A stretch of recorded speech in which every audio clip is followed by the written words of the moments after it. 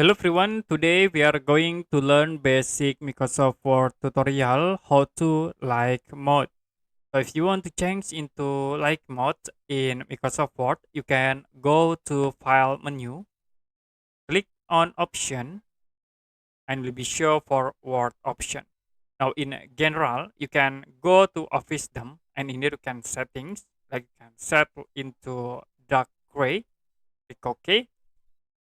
The Microsoft Word will be changed into dark gray. You can change again, click file, go to option, and then click on office dumps. Now we set like into white.